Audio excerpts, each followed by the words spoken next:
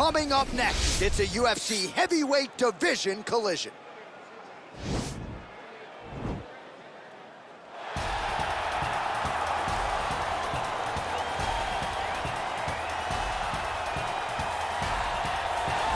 Well, pretty much every time out in the UFC, DC, this man has put on a striking clinic, and that is his methodology coming in here tonight. He'll try to keep the fight on the feet. And that's why we tune in, right? That's why we tune in. We tune in to see guys that are dynamic.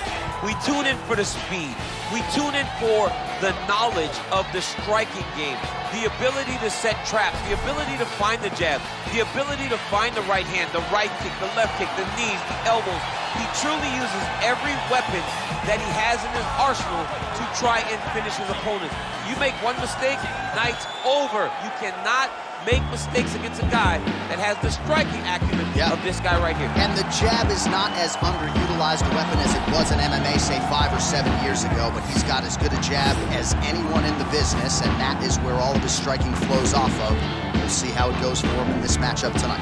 Well, it's always exciting when you have such a high-level Brazilian Jiu-Jitsu practitioner. This man has been a master of the submission in the UFC, and even though a lot of people know what's coming, more often than not, they're unable to stop it. Because the knowledge of the jiu-jitsu game is truly something that it's hard to replicate when a guy is as good as he is.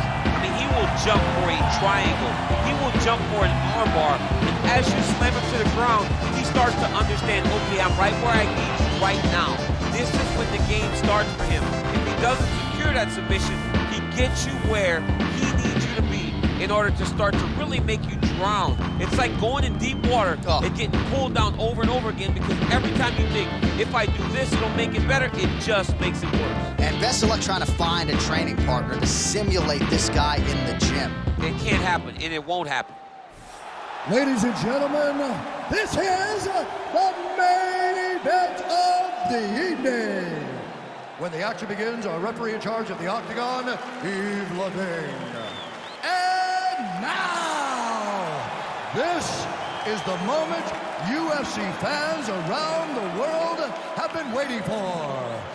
Live from the sold-out Toyota Center in Houston, Texas. It's time! 5 rounds in the UFC heavyweight division. Introducing first, fighting out of the blue corner. This man is a kickboxer, making his professional debut here tonight. He stands 5 feet 10 inches tall, weighing in at 155 pounds. Fighting out of Tokyo, Japan, the Destroyer. And now introducing his opponent, fighting out of the red corner. This man is a freestyle fighter, making his professional debut here tonight. He stands 6 feet 6 inches tall, weighing in at 265 pounds. Fighting out of Moscow, Russia, Russia.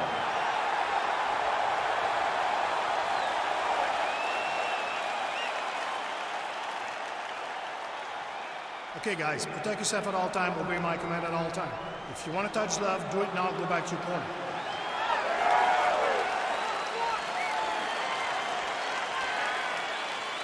You ready?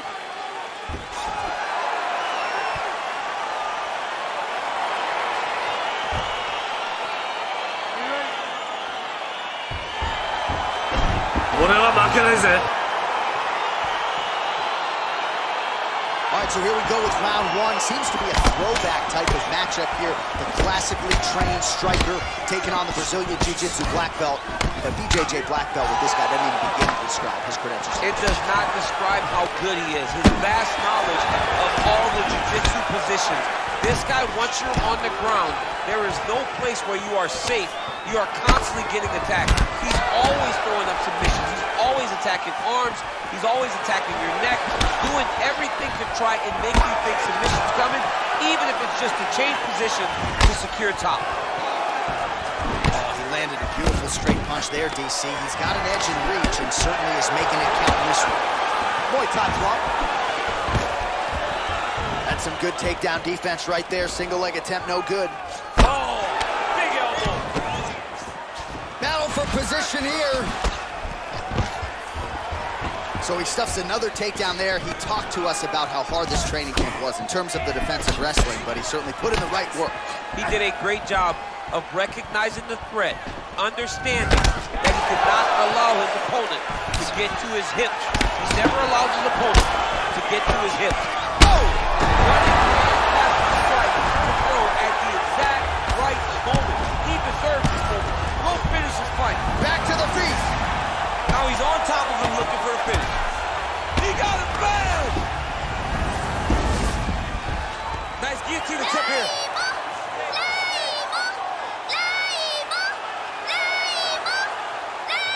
Oh, nice guillotine there.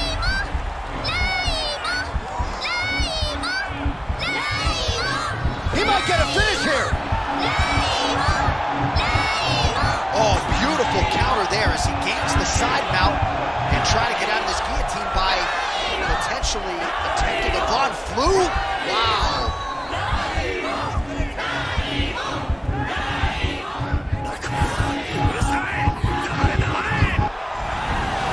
Not tapping out tonight. Full guard now, DC. For the top fighter, you got to be very careful because most submissions come from the full guard. So advance to half. Try to build posture. But if you're the bottom person, the moment your opponent tries to move to the next position, build a shield. Kick off the hip and get back to your feet. Oh! And just like that, the fight is over.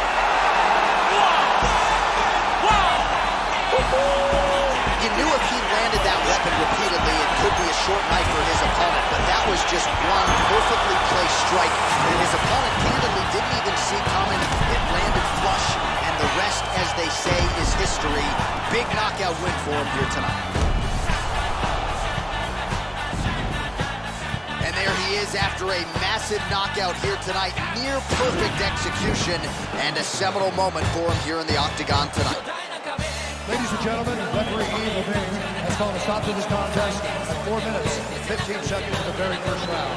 Declaring the winner by the Destroyer. So the celebration is on with him and his team, and rightfully so. A monumental result tonight as he gets the win by now. He spoke it into existence. He said over and over to anyone that'll listen, I am going to knock this man out. He did it in an even more impressive fashion than he ever could have imagined.